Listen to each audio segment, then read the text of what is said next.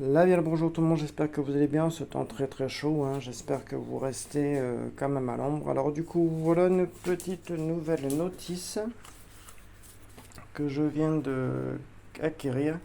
Je remercie beaucoup cette personne, Émilie, qui se reconnaîtra peut-être dans ces vidéos. Voilà, je vous remercie beaucoup pour cet échange et ce petit mot fort sympathique. Merci beaucoup de m'avoir vendu la notice sans la machine, puisque généralement c'était le complet. Du coup, je fais un grand merci à cette personne-là. Voilà une notice en excellent état. Voilà. Voilà, ça c'était en version gaz. Voilà, vous pouvez voir le modèle qui est ici. C'est une notice qui est en excellent état. Franchement, voilà, vous avez la quantité de lessive à utiliser, vous avez l'utilisation, vous avez sécurité de couvercle de table, etc. Vous avez le moteur, vous avez la section des programmes. Voilà, vous avez vraiment l'utilisation complète de celui-ci. Tout est en excellent état. Vous avez le tableau de bord, voilà. Et vous avez ici le truc pour le prélavage, lavage, etc. Et voilà. Voilà, une notice qui est en excellent état. Je suis très content de l'avoir entre les mains. Voilà. Vous avez ici, ça c'est le petit portillon de fond de cuve. Voilà, pour s'il y a une chaussette tombée ou quoi que ce soit. Vous avez les codes d'entretien des textiles. Voilà. Un petit truc en excellent état. J'ai pu récupérer, comme là je suis en train de finir de réparer, parce que comme on peut voir ici, j'ai les deux fils de contacteur de porte, parce que j'ai mon contacteur de porte, il est baisé. Du coup, je suis en train de la finir. J'ai pu récupérer la petite cuve. Alors du coup, la problématique, c'est qu'on ne peut pas souder l'inox. Voilà. Alors du coup, la personne, en fait, elle a commencé à voir pour souder. Le truc qu'il y a, c'est que ça a fait des petits patons comme ça. Mais ça ne fonctionnait pas. Alors du coup, il a de suite arrêté. C'est impossible de souder parce que comme l'inox, il y a un peu un isolant, enfin l'émail. Alors du coup, ça fait que ça a rendu la tâche trop compliquée. Du coup, il a de suite arrêté pour éviter tout type de dégâts éventuels. Alors du coup, ce que je vais faire, c'est que je vais acheter la pâte époxy. Voilà, c'est une pâte en fait soit malaxée ou soit c'est avec deux petits réservoirs qu'on appuie, qu'on mélange la pâte et qu'on met directement ici parce que la soudure, elle est directement, enfin le trou est directement là.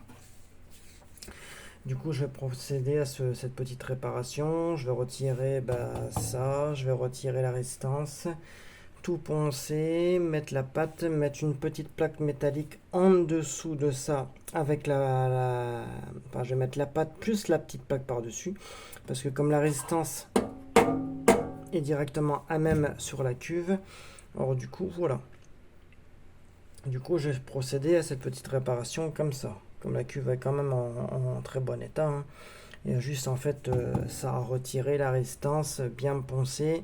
Une fois que tout est mis, prendre une peinture métal qui fasse un petit peu tout, hydrophobe, hydrophobe, on pourrait dire ça. Voilà, qui résiste à l'eau, température et tout ça. Comme ça, au moins, le fond de la cuve sera quand même fini de réparer. Il n'y aura plus qu'à commander les petits paliers roulement. Comme là, le petit tambour, il est tout neuf. Voilà, tout est quand même archi propre. La plaque, le bac à produits, comme on peut voir, il est en excellent état. Alors du coup, voilà. Mon petit nouveau multimètre, voilà, pour les réparations. Au moins, celui-là, il va me servir. Alors du coup, voilà, j'ai les petits roulements. Les petits anciens paliers roulements qui sont quand même encore en très bon état. Que je vais nettoyer et refaire. Je vais changer juste les roulements.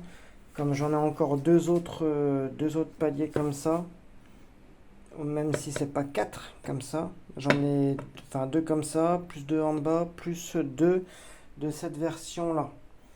Alors du coup je vais changer les roulements, comme ça au moins je vais avoir des roulements neufs et au moins voilà, au moins ça évite de racheter un complet.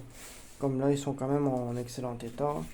Là, j'ai nettoyé tous les joints de palier en excellent état. Comme on peut voir, ils sont proches du neuf. Joint de flasque de cuve. Voilà. Nickel aussi. Du coup, j'ai plus qu'à changer, à remettre les nouveaux paliers. Et c'est fini. Palier roulement. À faire le fond de cuve. Et la machine sera finie pour notre petite Cloco qui est dans la communauté. Voilà, comme la machine est spécialement que pour elle. Alors du coup, voilà. Elle a été nettoyée, du coup elle est toute propre. Voilà, j'y ai passé un petit coup d'aspirateur, un petit coup tout partout. J'ai fait la vérification de tout, des cosses et tout ça. Voilà, j'ai nettoyé à l'alcool toutes les cosses. Voilà, et après bah, j'ai séché, bien regardé si j'avais pas de verre de grille, tous les contacteurs, tout. Du coup, tout est fin prêt pour le remontage. Du coup, j'ai plus qu'à attendre de commander mes petits paliers roulement et c'est fini. Du coup, cela, hop, au garage, avant nettoyer et tout sera terminé. Comme ça, au moins, la mémère pourra renaître de son sommeil. Alors, du coup, d'ici là, passez une très bonne journée en ce temps très chaud. Restez au frais, buvez beaucoup. Hein, parce que quand il fait chaud comme ça, la déshydratation se fait très vite. Alors du coup, je dis là, bon week-end à tous mes abonnés. Abonnez-vous en masse. Je remercie beaucoup Émilie de ce petit message qui me fait beaucoup plaisir. Voilà. Si jamais elle se reconnaît dans les vidéos pour la notice, qu'elle me fait un petit coucou, ça fera toujours plaisir. Et voilà. D'ici là, passez une très bonne après-midi et à très bientôt pour de nouvelles vidéos. Bisous tout le monde.